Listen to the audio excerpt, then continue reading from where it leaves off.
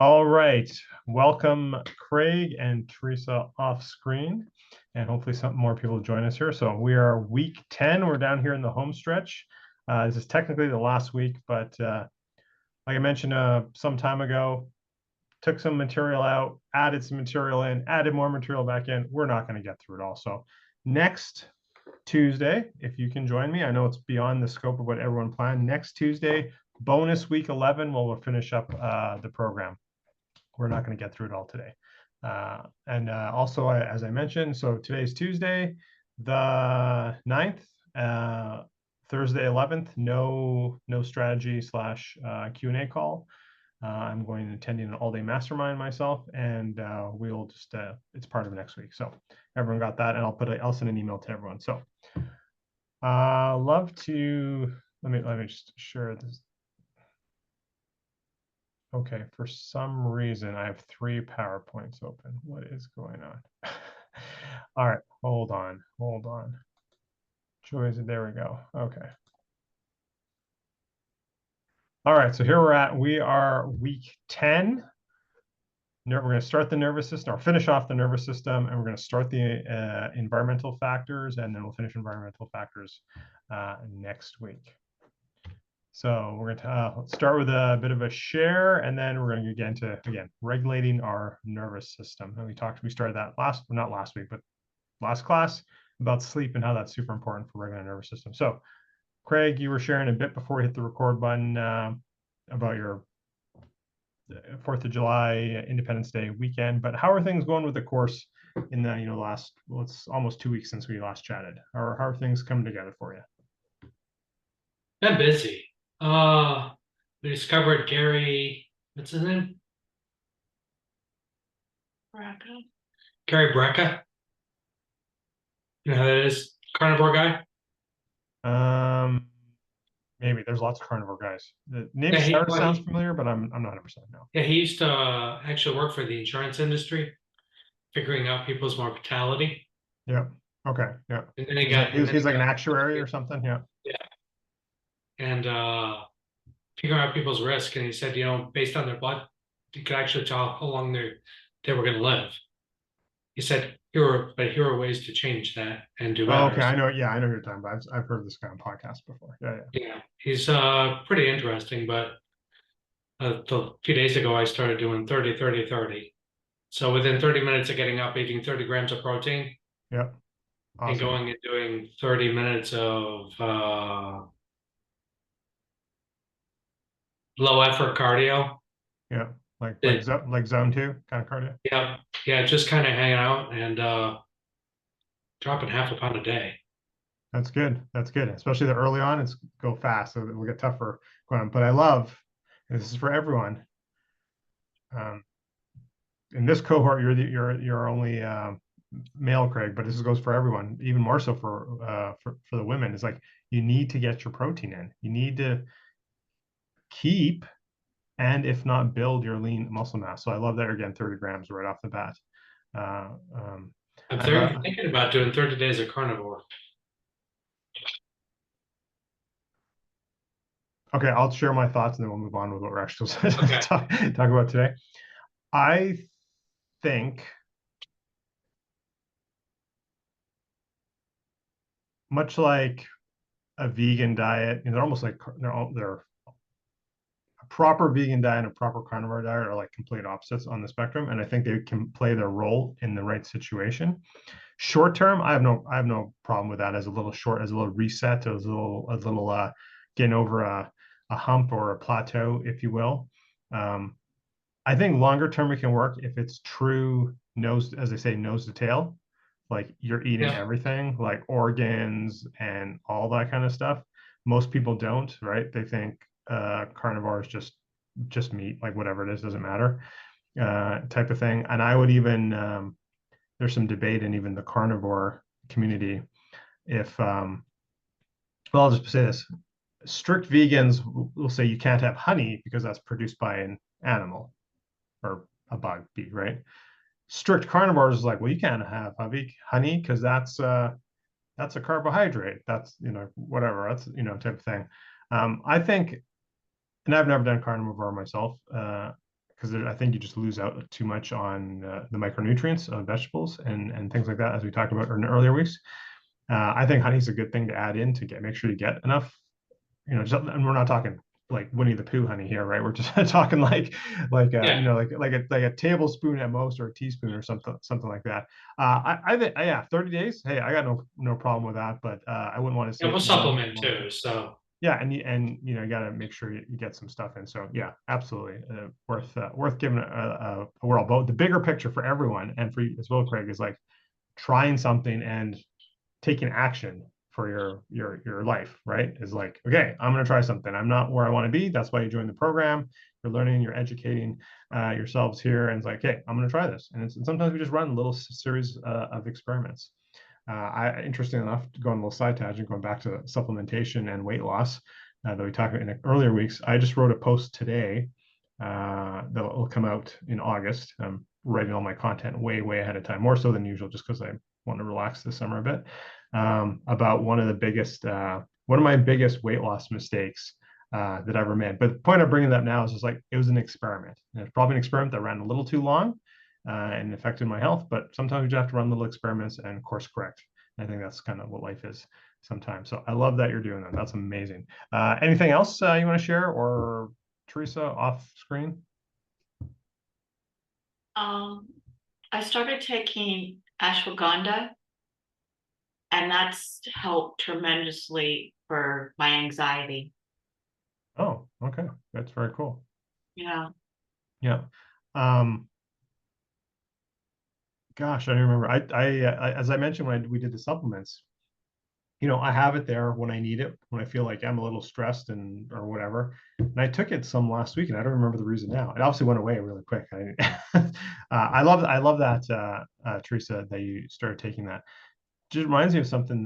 So I don't know if you guys follow me on social. I got some issues. My dog has some issues going on right now, and he's got a cone on his head, and he's recovering, and et cetera, et cetera. The vet sold us these chews to give him one a day as a treat. Actually, for his body weight, we have to cut in half.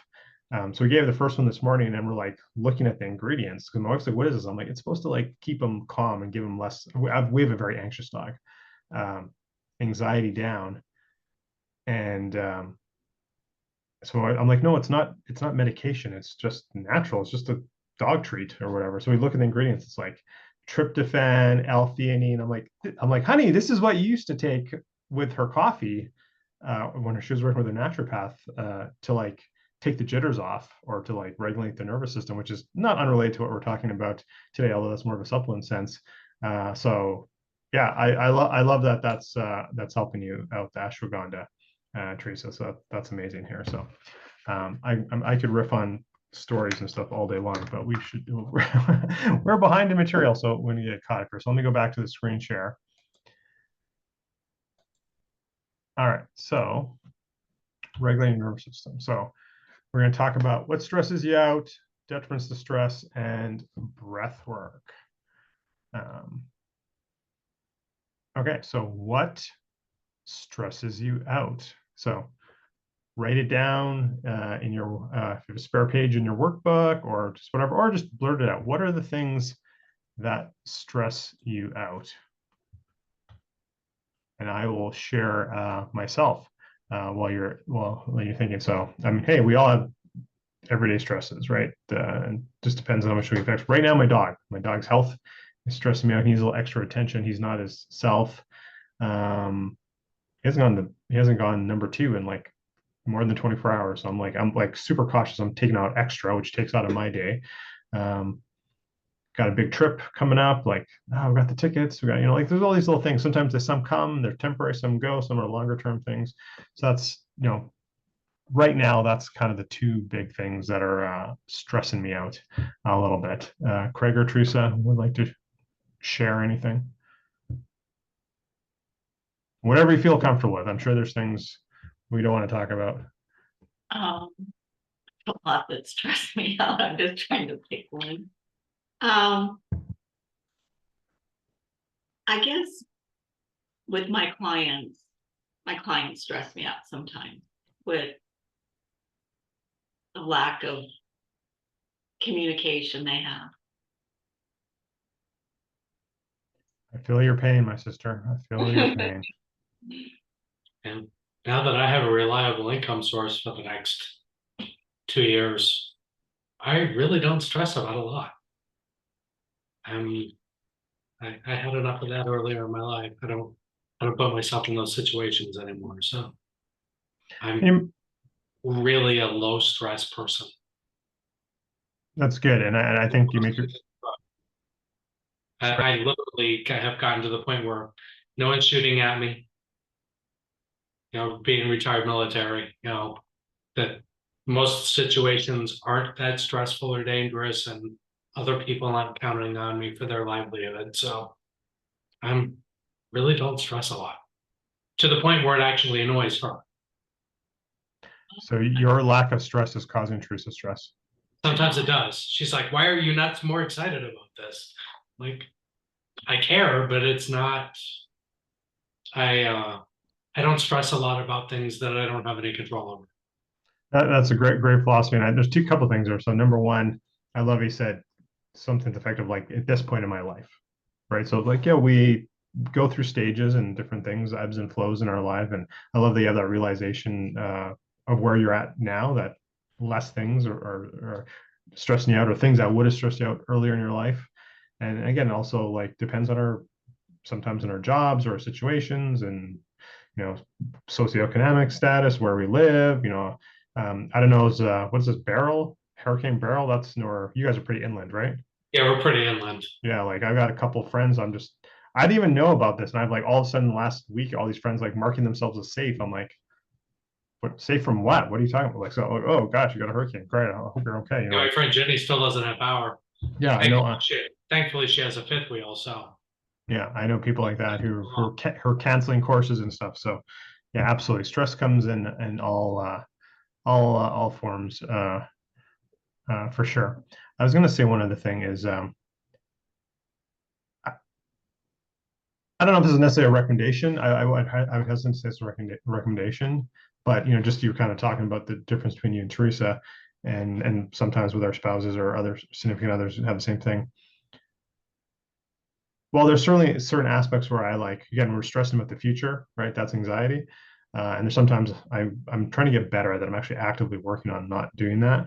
But there's other times when it's like, my wife will be like this in the future. I was like, look, that's a tomorrow problem. That's a next week problem. I want to worry about this thing. And I try and like focus myself on like the one or two things, whether I can control or not, usually control, but like that are more the immediate. It's like, let's put out the fires in front of us, and we'll get to that one later, because I don't think that's a raging inferno. It's also a small fire, but it's like, why worry about the 10th problem in a timeline? Let's worry about the two right in front of us. And so that sometimes annoys her. She's like, I don't want to talk about that. That's like 3 weeks away problem. Like, no, I want to deal with this.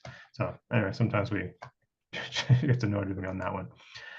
So let me go over this, go back to the screen share here.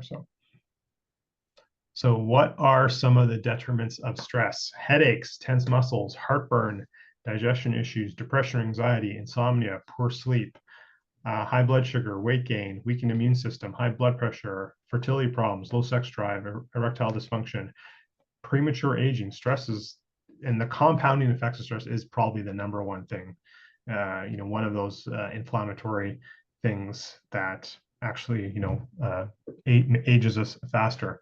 I just want to talk about insomnia per sleep for 1 second. So today's, I guess it was on the weekend, our community watch sort of email came out that one of our neighbors, not on our immediate street, just one of the streets adjacent, their house was broken into. So of course it all went out and everything. I forwarded on to my wife, whatever. I'm like, I don't think much about it. It's like, we got a small yappy dog. He's not going to do anything if someone breaks in, but he's probably loud enough to just a deterrent, like, that house has a dog, whatever. We lock our doors. We have security when we're not home. Best we can. I'm not thinking about it. My wife like could not sleep that night. She's worrying about like break-ins. I was like, again, she let this anxiety of a potential future stress her out to the point of like poor sleep. So, lots of things can stress us, and there's lots of ways it can manifest itself in us.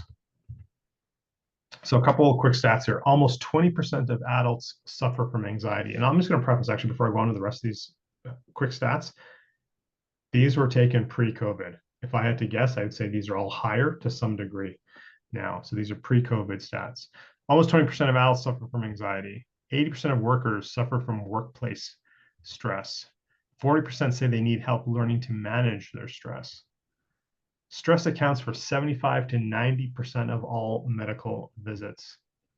61% of employees feel workplace stress has major effects in their lives. 20% of employees quit because of job stress. And nearly 20% have been driven to tears because of workplace stress. And when I used to work corporate, not myself, but I've seen other people get to tears based on the stressfulness there. So what are the one ways we can deal with our stress? Essentially almost this entire course has been how to deal with stress in one way or another, or inflammation in one way or another. So I would love to just do a quick little breathing exercise with the two of you, or at least Craig, at least I can see on camera. So let me ask this first, Craig, do you do any breath work?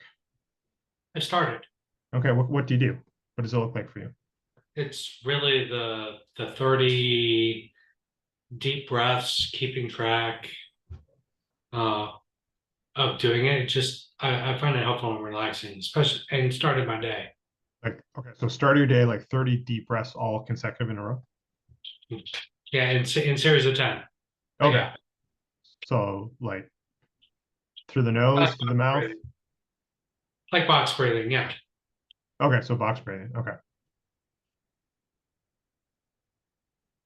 Okay, I'm going to describe what I think box breathing means, just for everyone else, and maybe we're talking the same thing. That was not the exercise I was going to do. We'll get to the exercise in a second. So I really don't know why. I kind of understand why they call it box breathing, but at the same time, the name doesn't make sense to me. But anyway, essentially, let's say deep breath and you hold it for a period of time. Let's say, yeah, count of four. Exhale it and wait a moment before, yeah. So I'll try to do for the screen because I'm reverse. Inhale for 4, hold for 4, exhale for 4, hold for 4 with no breath, and you repeat. That's why they call it box. So yeah, box breathing is great. Obviously used in the military and police force and that sort of thing. I think that's where it kind of mostly became most widely known, is for its use in the special forces and that sort of thing. Although there's a million ways to breathe, and we've been breathing since the beginning of time. So there's obviously lots of ways. One that I like to do is 4-6-8 breathing. Some people 4-7-8, whatever. Essentially, inhale for 4, hold for 6, and exhale for twice as long as the inhale. So 4-6-8, basically. So I'll demonstrate, and then let's do a little exercise. And Craig, you get to be Johnny on the spot since you're the only one on camera here. So for everyone at home watching the replay, I'll demonstrate. So in for 4, hold for 6, out for 8.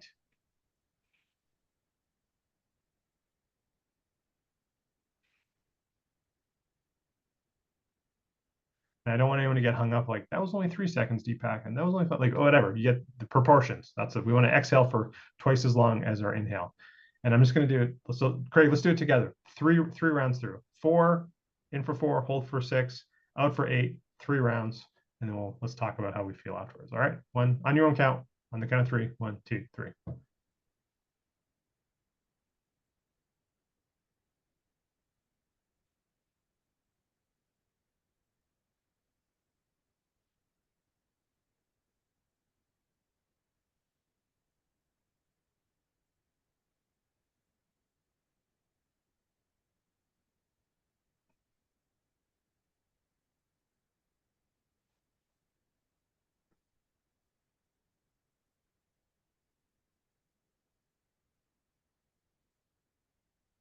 And everyone watching the replay, if you didn't follow along with us, pause the recording and do that little practice for yourself. How do you feel, Craig, after doing that? good way to sound it. Yeah. And how long did it take? Like 20 seconds? Yeah, probably. 30 seconds, something like that. So I like to tell people, private clients in this course or any speaking I do, if this topic is up, is like, Just do that 3 times. Like you just are automatically reduced, brings your heart rate down, brings your cortisol levels down. And many people are like super high stress cortisol right now. I think Teresa, right? I think sometimes, right? Right, high cortisol just centers us, and so client last second cancels an appointment, boss drops a report on your desk or something to finish off Friday afternoon, person cuts you off on traffic, they make the light and you don't. Endless countless examples. 3 rounds of that, 20-30 seconds, just right centered, and now you can react appropriately as opposed to whatever our default might be. All right, so we did that. All right, so we kind of, and I have to admit, I'm going just maybe a smidge fast through the stuff here, just because I do want to get onto some of our week 11 stuff here. But before I do move on, I do want to talk about some different kinds of breathing. So we talk box breathing. There's 4-6-8 we just demonstrated. 4-7-8 is another kind of variation of that.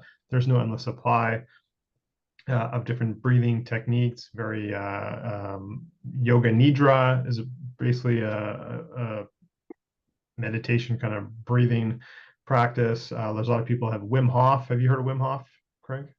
I've heard of it, but not done it. Yeah, the Iceman.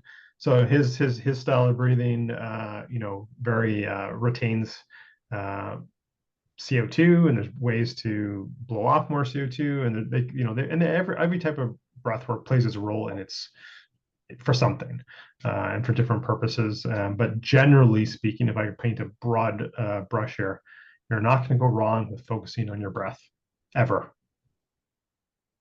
It's one of the simplest things, costs no money to de-stress ourselves in the moment. Again, like I said, bring our heart rate down, cortisol levels, blood pressure, etc., just in the moment, to just take control of our automatic nervous system instead of it, controlling us. So before I move on, Craig or Teresa, any questions on breath work? Even I would suggest even reflecting on, like, when we do take a breath or take a moment to take a few breaths, like what comes up for us, how do we feel into our body? Yes, I actually feel myself, my heart rate coming down, etc. Anything in that regard, or even, I know we had a bit of a gap with last week off, even last week when we were talking about sleep and just generally just controlling our automatic nervous system. Any questions? Good. All right, and I'm going to go back to the screen share. And we're going to start talking about environmental factors that affect our health.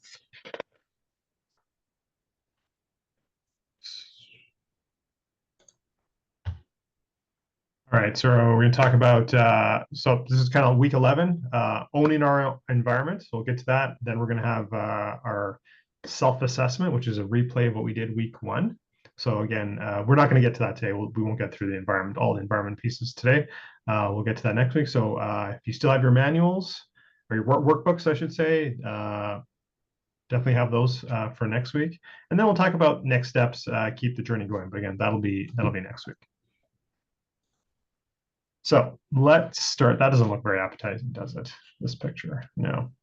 So let's talk about air quality. The invisible air we breathe can be a stressor as well. And I'm gonna just before I start, this is a bit of a content-heavy component here, talking about the environment. So I'm going to stop in between for any questions as we move along topics. When most people think about the risks associated with air pollution, respiratory issues are the first thing that come to mind. However, the respiratory system is not the only one affected by this. A study by the American Thoracic Society suggests that air pollution may also reduce sleep quality. There are also a number of health repercussions associated with sleep deprivation and poor quality sleep that we already talked about last week, or last class we had. Air pollution is measured by the size of the particulate matter. Fine particulate matter measures less than 2.5 micrograms on diameter and is a good indicator of outdoor air pollution. The particles are important as they're small enough to be inhaled into the lungs and absorbed directly into the bloodstream. Once they're in your body, they may deposit in any organ system, including the brain.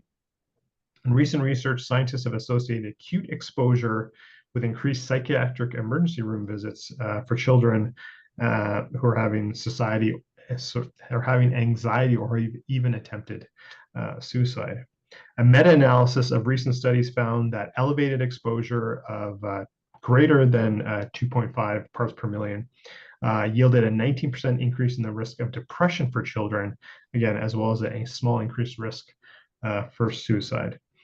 Data collected in China revealed that language and arithmetic skills were affected to such an extent that for each person affected, it was like losing a full year of education. So just think about, that kind of level of pollution and how that can have an effect on not only our children's cognitive function, but of course ours as well. Now, for the most part, again, depends on exactly where you live. For the most part, here in North America, we generally don't have to deal with the kind of air pollution that they have in a lot of other places in the world. But there's still things we can do to maximize not only our health potential, but also our performance. So number one, get out in nature as much as you can. Get away from cars. Take a walk in the park. Go on a hike. Get out in the mountains of the country, whatever that looks like for you. When we talked about movement, I talked about how I used to run, and I know, Craig, you're a runner, and I don't really run anymore, but I remember, again, I live out in the country, so if I wanted to, kind of run, I'd basically be running on like these tertiary highways, basically, type of thing, and you get service trucks or whatever, going by, and besides the fact you hope they don't hit you or whatever, just all the big plumes of smoke, and you're just like kind of choking for a minute after they go by. It got kind of bad to the point where I was like, you know what, it just makes sense to drive into the city and just run on like the path system, the bike path or the walking path system. So that's what I ended up doing. When I am walking around in like sort of the central business district of a city, there's a lot of traffic and lights and stuff like that, I always keep a step back. I don't want to be right up to the curb with idling cars and that sort of thing. Again, the best bet sometimes on this type of particular matter is just distance, so it has more time to dissipate, so it's not as concentrated, right? Obviously, no one's sticking their head behind a tailpipe, but the further you are away, the less chance to almost negligible. I don't know if anyone in this group, I don't think, smokes, and if you do, whatever, no judgment on my part, but if you're not a smoker, avoid smokers, and now vapors, and God knows whatever else people are doing these days. I actually think vaping is even worse as far as the plumes of smoke. Have you guys ever noticed these? It's like, people smoke in like a little trickle, and then they'll do a big vape, and then you have this big massive cloud of whatever. Anyway, I'm just trying to avoid places where that happens, or walk upwind of them if possible, not downwind of them. And then again, certainly for if anyone takes medical or otherwise, CBD, THC, whatever, certainly for pain relief, what have you, hey, through the lungs, there's no question, it's the fastest mechanism of action, but it does damage your lungs.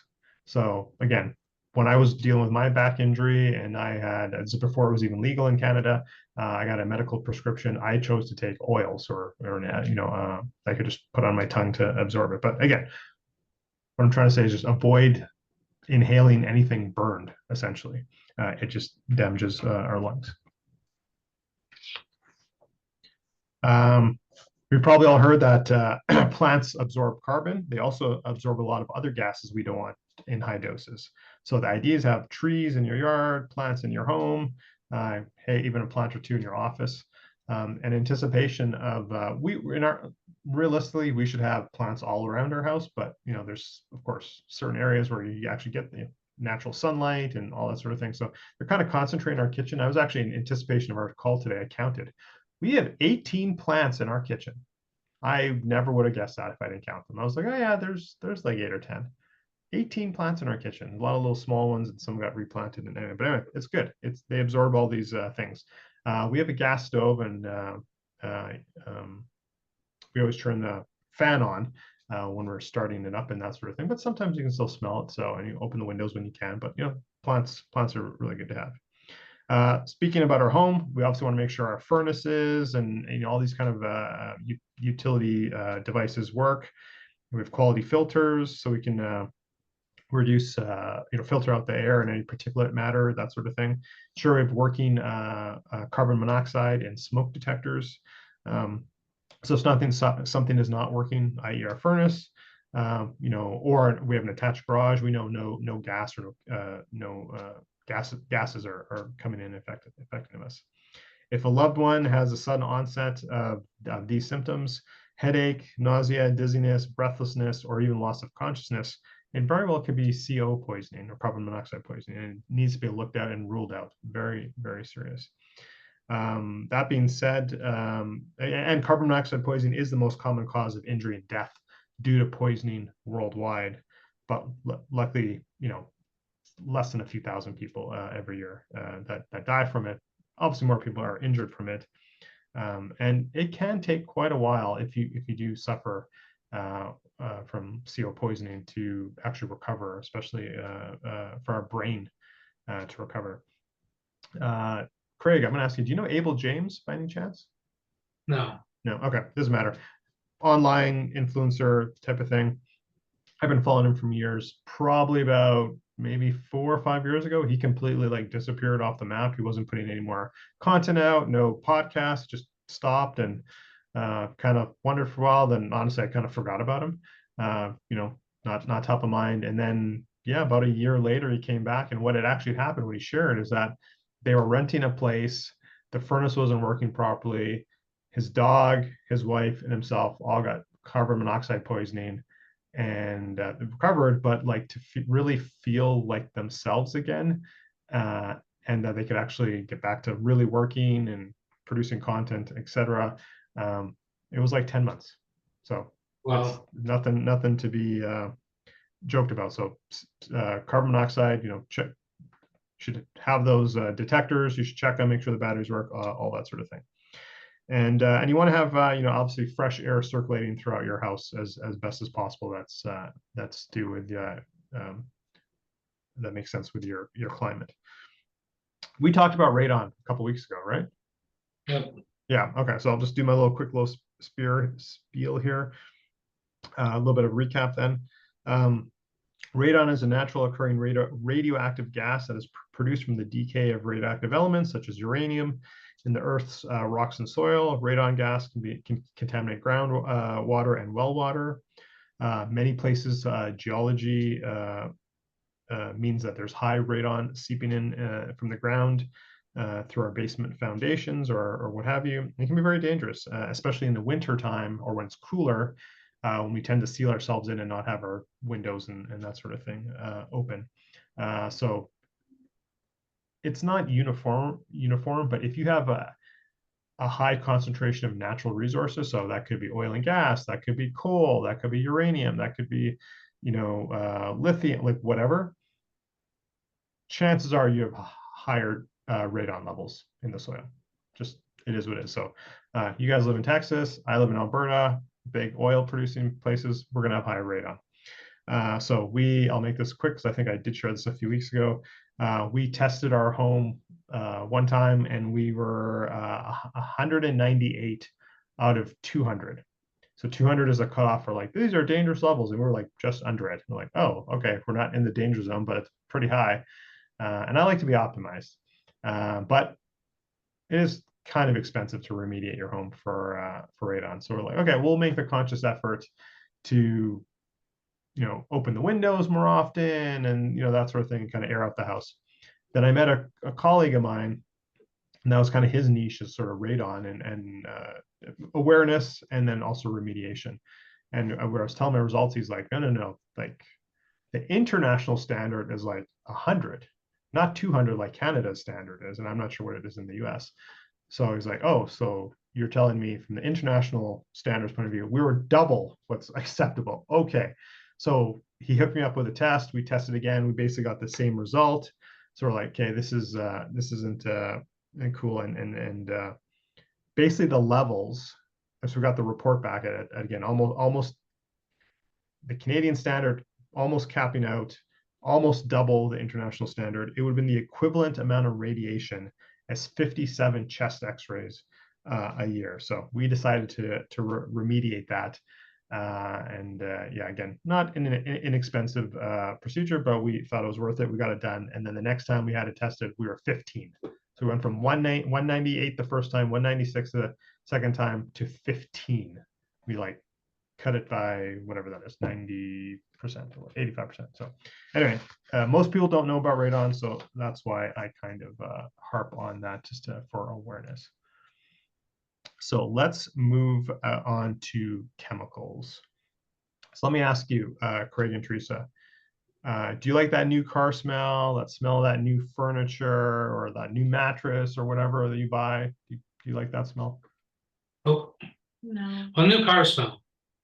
Just because then I have a new car, but otherwise, no. Okay.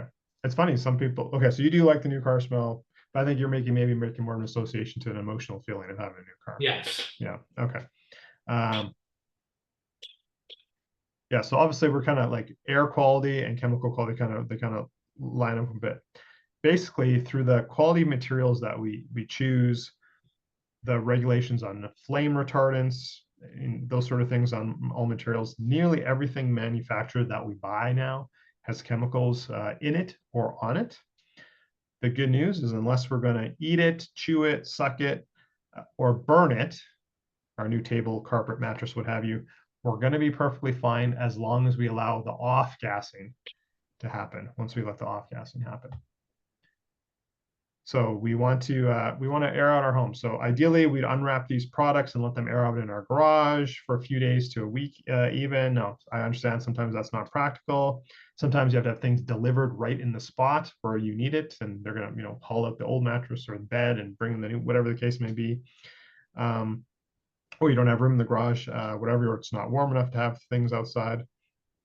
Certainly you could try and, if possible, schedule new furniture purchases for when it's warmer, when you can leave something out in the garage or outside.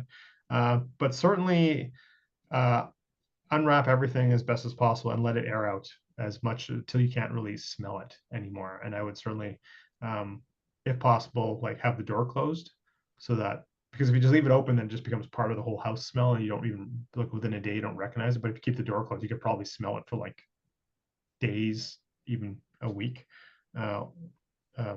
Beyond the delivery day.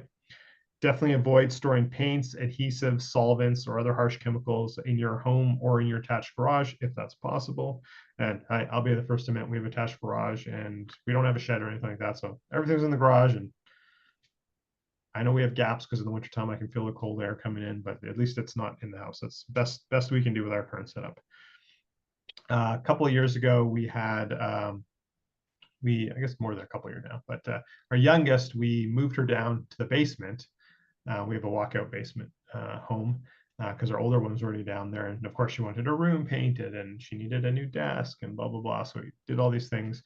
But we made sure to, air it out, run the fan and windows open when we could, etc. And man, I have to admit, it was like hard keeping her not sleeping in her brand new room for like a week. It was like a battle, but and even after a week, we could still kind of smell a little bit, but we're like, okay, we've done as much as we could. Like we've got to let her in now because that's as much as we can do. Yeah, and just going on to sort of before I get to that one, actually, our environment has essentially been bombarded with chemicals for the last 40, 50 years. Some have their benefits, some not so much. I would argue, other people would argue as well, some are just slowly actually killing us. Again, it's just one of those little paper cuts combined with all these other things that just like stresses out, causes inflammation, and ages us.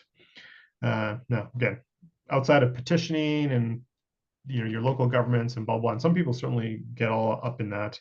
The best thing we can do is choose what we do in our own homes, in our own environments that we can control, to make better selves for our families, ourselves, and if we own our own business forever, if, or have a location for our own people or people we employ as well. So the question is, so moving on to cleaning products, what are you cleaning your home or potentially your office with? Are the traditional commercial products or more natural ones? If you're at home, and you're doing your own cleaning, you don't have a service or anything like that, it takes no more effort to clean the tub or the toilet with using a natural product versus the traditional product, let's say. And if you do hire out for cleaners or what have you, you can certainly request to them to use different chemicals. And there's certain companies that even specialize in sort of the more natural and less harsh chemicals, that sort of thing. And yeah, you'll probably pay a bit more for these services, but again, you can, if you're doing yourself, like most of us, we clean our own homes, is a can of Coke is a really good toilet bowl cleaner. Vinegar, baking soda, all the things our grandmas used for cleaning work just fine.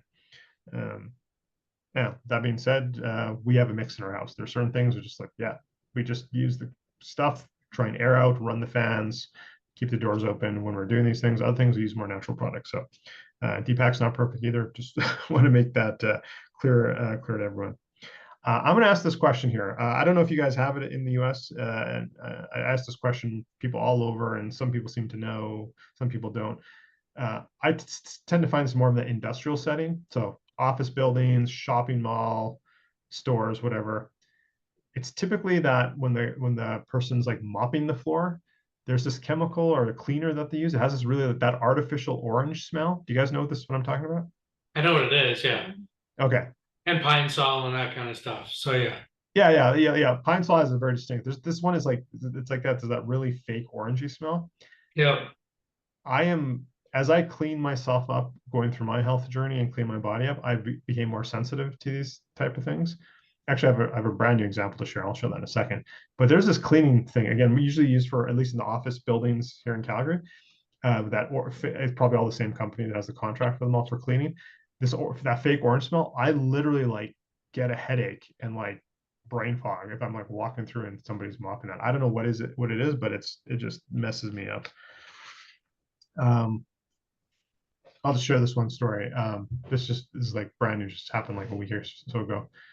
So a couple weeks ago, we had dinner with some friends, and they gave some gifts to our kids. And our younger daughter got this hand lotion. They were in Europe on vacation, so they got this fancy hand lotion or something. So my daughter's been using it; she loves it. Makes her skin feels really nice.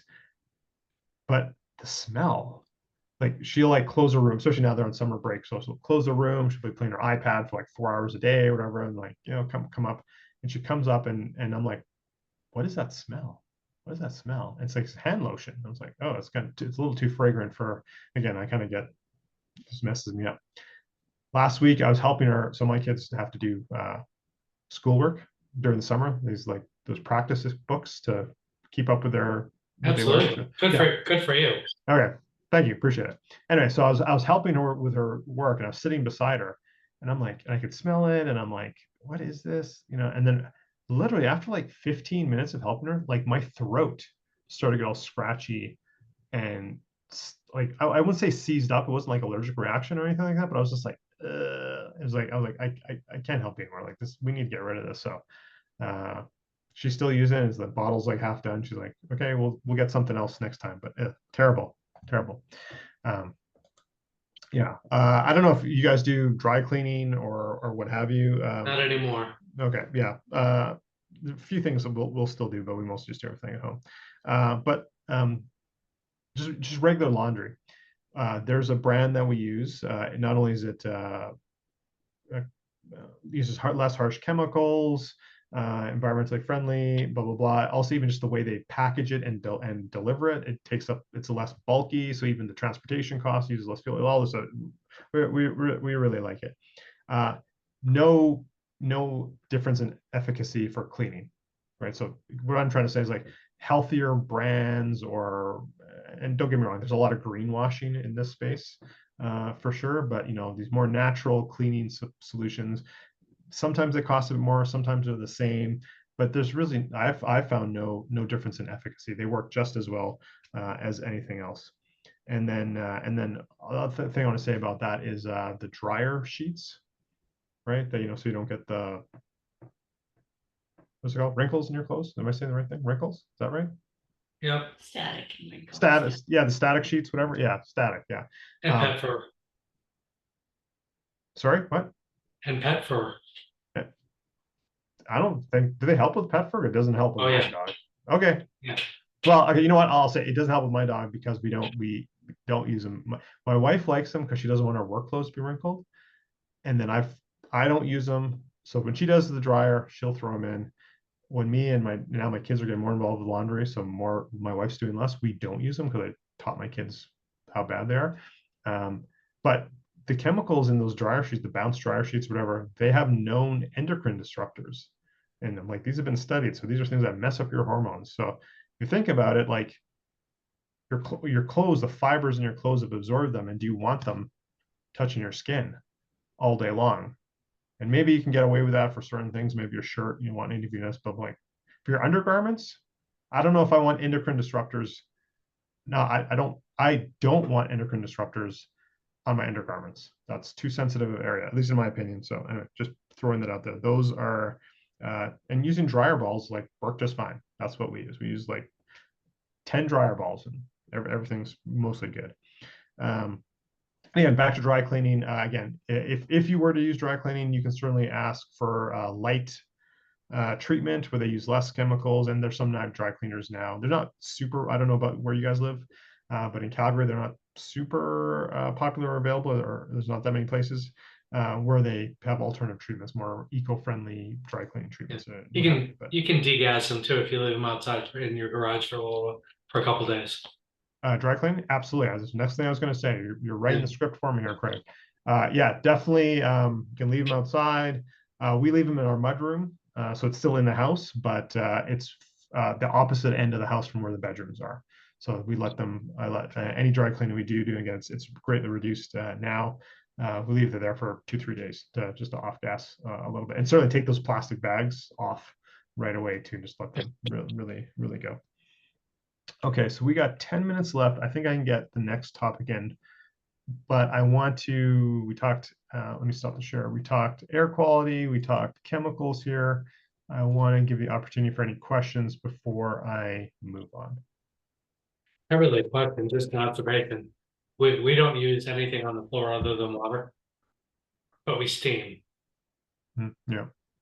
We have a steamer because we don't want our pets being exposed to chemicals either. So If we have time after I stop the recording, because I don't want to bore everyone about a story about somebody only you and I know, but remind me to tell you a story about somebody we know about a steamer, a carpet steamer.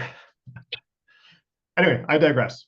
Okay, great. And again, if you have any questions next week or what have you, and I'm going to come back and just wrap up at the end with all our sort of the dates and everything again.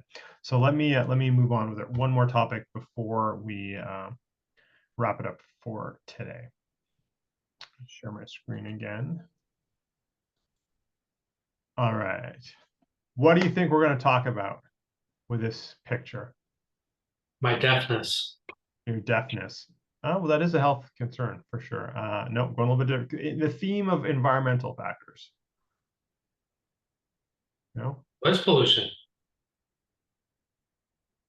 Yeah, that is a good guess. That is, and actually, you know what? That is very important. We're not covering news pollution. Where I was going with this is a heavy metal concert. We're going to talk about heavy metals. Okay. Okay, poor stretch, bad joke. Deepak, take that one out of the notes. Okay. All right. So what is heavy metal toxicity? So again, these are all related, right? Yep. Heavy metal toxicity is when you have certain levels, when you have levels of certain metals in your body that can cause harm and stress to you. So if you remember a couple weeks ago, we talked about zinc as a supplement to take. Zinc is a metal. Zinc along with copper are two metals that our bodies need in the right dose in very small doses. So the heavy metals that are the most commonly found in people are mercury, aluminum, cadmium, and lead. And I think it's starting to change a little bit. Well, and I really actually have to really update this because to include microplastics. Now, that's actually probably a bigger concern nowadays than these, but we're going with heavy metals here. So mercury is usually found from seafood. So we're going kind of back to nutrition for a second here. When it comes to seafood, You're saying sourcing, No, tuna. That's Sort- why I no, eat yeah. tuna all the time. yeah, sourcing and type are very important. So again, this is just me. This is just Deepak. If I have the choice, and sometimes we don't, I only eat wild caught fish from the North Pacific or local fish, small local fish if I'm traveling on vacation. Or I eat small fish that are at the bottom of the food chain, like sardines, anchovies, herring, that sort of thing. The big guys like tuna, king salmon, etc., they accumulate all the metals from all the smaller fish that they have eaten. So aluminum, biggest place we get aluminum toxicity is from our skincare products. Now, we could talk about geoengineering or cloud seeding, etc. We're going to put that aside. We're not going to talk about that. Happy to have a private conversation with somebody if they want. But the biggest source of aluminum is our skincare products, especially deodorants. Now, while many of the big brands have aluminum-free offerings now, really all they've done is just swapped out aluminum with some other toxic ingredients. I would really recommend going to a natural product. They cost a little bit more, not materially. I don't think so. But here's one thing to think about. Under your arm is one of the most highly absorbable places on your body. So essentially, whatever you're putting under there is going to be in your body in very short order. Now I won't get too much into here because I think you get the idea, but think about the cologne, perfume, hair dye, soap, shampoo, creams, lotions, etc. that you use in your everyday life. Cheaper and pleasant smell should not be your deciding factor. You absorb all these things to one degree or another, and they can cause endocrine disruption. So again, messes up your hormones. If one was so inclined, you can make DIY products at home for the same cost, if not cheaper than commercial stuff. You just need a bit of knowledge and a bit of time. But hey, I'll be honest, I don't do it myself. I've tried and I had mixed results with quality, but I just don't have time to make these things. So I totally get it. But you can certainly research healthier alternatives that you can buy in your local place. So this website here, ewg.org, the Environmental Working Group.org, a great website there for this sort of thing. You can just Google your product, find out how it ranks, or just best cleanest product for XYZ, skincare, deodorant, floor cleaner, whatever the case may be. So a great resource there. Cadmium typically comes from cigarettes or in the smelting and refining processes.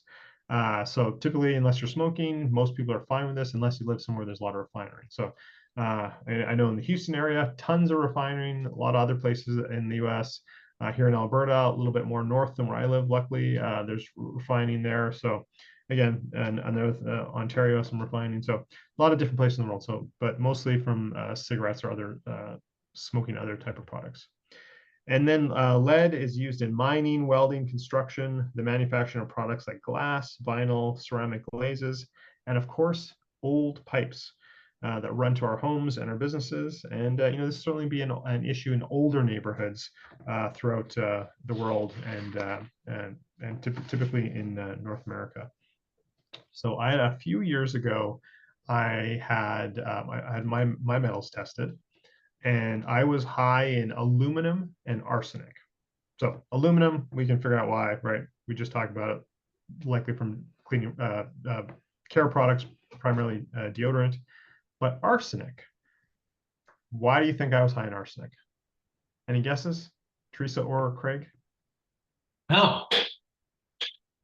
I'll take one off the table. My wife was not trying to poison me. That was not the cause. So that one's off the table. Any guesses, Teresa? No. No. So at the time, this is a number of years ago. This is just after I kind of started to heal my back and trying to get back into, or actually, I guess kind of bridge both. I was trying to heal myself, my gut, and all that stuff. I was doing a lot of shakes.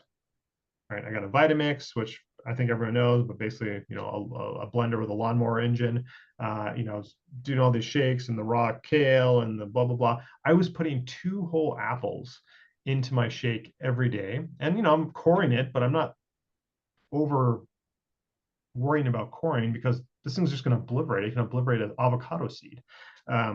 So drinking, you know, quite often a lot of the seeds from 2 apples every day for like a couple of years. Apple seeds have very low level of arsenic, very low level, but accumulated over a couple of years, like near consistency. I actually tested positive, like high levels for arsenic, and that's the only, and that's what we traced it back to. So, yeah, I'm very careful to core my apples properly now, and I don't really do the Vitamix shake thing anymore. Anyway, so let me just make sure I got everything on this one here, and I think this is a good place. Yeah. So one last topic on environmental factors, and then we'll get into wrapping up next week. But any questions on heavy metals or anything else that we talked about that came up today? No, I have, I guess, kind of a question. When I go visit my son, he has air purifiers in his house, the bedrooms and the living room. When I go there, I never suffer with a headache and I sleep so much better. Could that be a reason? The sleep thing could be a variety of reasons. Obviously, I mean, they could be. I'm going to assume they're relatively quiet, but probably have still some noise. So it could be a little bit of white noise, but absolutely it could be. Sorry, where does your son live again? In California. Yeah, so I mean, it could just be like even, you know, depending, of course, where in California, right? It could just be like general air pollution, right? Even though it doesn't seem like it's that bad, it could be different, right, between the 2 locations. The type of time of year, type of trees, type of pollen, all right, probably the vegetation is probably somewhat different between the 2 locations. But absolutely, cleaning your air is going to be a huge thing. And one thing, I mean, we try to be pretty regular as far as like making note on the calendar of like when we swap out filters and stuff like that. And sometimes we totally forget it. We get behind. You're like, oh, geez, I haven't changed. Oh, I was supposed to change it last month. And you're like, oh my God, this thing's disgusting. Well, why didn't we change it or whatever? But yeah, air quality definitely can make a difference. So that doesn't surprise me at all that you have less headaches and sleep better. We've thought about putting a whole house system in. I mean, we obviously have filters on our furnace and that sort of thing, obviously, but like a whole air duct system filter kind of thing. But our house is bigger than average, so it would be expensive to do it properly. We could do it like an air one, like my office. I spend a lot of time here. I could get like an air doctor or one of these other brands just for my office, or something like that. But then the kids will take it and want one in their room too, and blah blah blah. So you know, we haven't done that. But no, that's a great question, Teresa. Great question. I think it's probably she doesn't have the stress of me. Oh, that's very well as well. Although it's probably actually, I'm kind of making a joke here, but Teresa, it's probably more stressful being away from Craig because you're like worrying about him. What is that dummy up to? No, I'm just joking. Yeah, eat box macaroni and cheese. It's probably the climate here. Yeah, very climate could be, you know, the what do they call it? Well, air pressure, but what's the technical ceiling pressure? The ceiling pressure, you know, that could be different. Barometric pressure. Barometric pressure, you know, a whole bunch of things. Totally off topic, not totally off topic of today's topic, but it relates to part of the course. We're talking about strength training. So I was when I was in Phoenix, what was that, like 6 weeks ago, whatever. Essentially at sea level or even below sea level. It might even be below sea level. I was able to hit a new, for my age, not like lifetime, like not when I was like 20 years old, but like for my current, you know, let's call it 40s, I hit a new personal best in squats. I was feeling great this last long weekend here. I thought, you know what, I'm going to try it again. And I was 35 pounds less from that personal best I just set like 6 weeks ago, because I'm total difference from sea level and being up in the mountains at like 10,000 feet or something like A that. definite difference in air density. Yeah, for sure. So that just made me think about it as kind of a barometric pressure. But yeah, that absolutely could, all those things could totally be a reason why you feel better at your son's. Teresa, for sure. Great question. All right, so I'm just going to wrap it up really quick here. So again, for everyone, I'm going to send an email out next Tuesday, July 16th, the week 11 bonus week. We'll wrap up environmental factors, self-assessment, next steps, all that sort of thing. And then I know I've officially, I guess, technically shortchanged a strategy session.